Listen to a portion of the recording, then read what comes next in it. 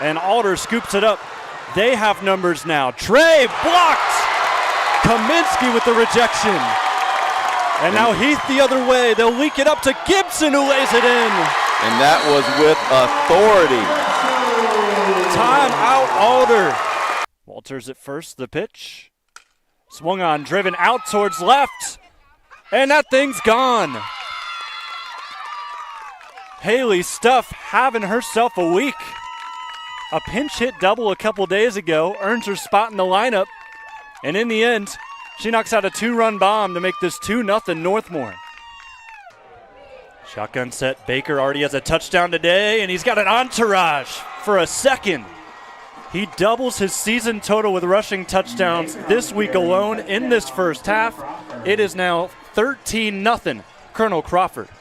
Very good applause for John DeGray as we're back here from Fredericktown High School. He took a real bad tumble as he laid one in. He scored the bucket, makes it 29-28. But John DeGray, a non-contact injury, will take him out for the rest of this game, and from that point on, you're just hoping for the best from there.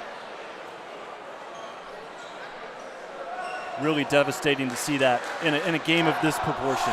No, yeah, and it obviously puts a lot of bad thoughts in your head moving forward, but yeah, he just made an incredible play for them to regain the lead there. So Tyler Lash, next man up. First substitution of the game for Colonel Crawford. Yeah, you heard that right. They have gone with their starting 5 the entire way up until John DeGray is forced out of this game. Reinhardt drives baseline and wins a foul here. Free throws coming for the Freddies as they look to get back in the lead in a game that is, as we've said all game long, back and forth. Carson Reinhardt with 6 points today. Looking to add to it at the free throw zone thanks to Alumni Roofing. First one is in. We are all tied at 29. And I can't help but not look over at Coach Sheldon, who is just, you could tell he's devastated over there on the sideline from losing your big guy, John DeGray, for likely the rest of this game. 30-29, Freddie's lead.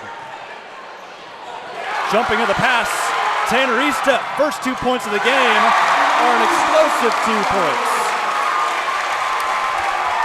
Yeah, and just an unfocused play there by Braden Holt. And Eastep, like you said, just saw a mile away, jumped in the passing lane, an easy 2. And the play of Tanner Eastep these last 2 weeks has really turned this team, as there's a great pass to Payne DeGray to make it 31-32. It's turned this Fredericktown team, at least in their district, as the best starting 5 in their district. They're going to have a lot of people game planning and really just scratching their heads on how to guard him. Sipes inside, though, misses the layup a little strong off the glass. Yeah, and you could see, where Fredericktown obviously is undefeated because it is a tough guard. I'm not really sure.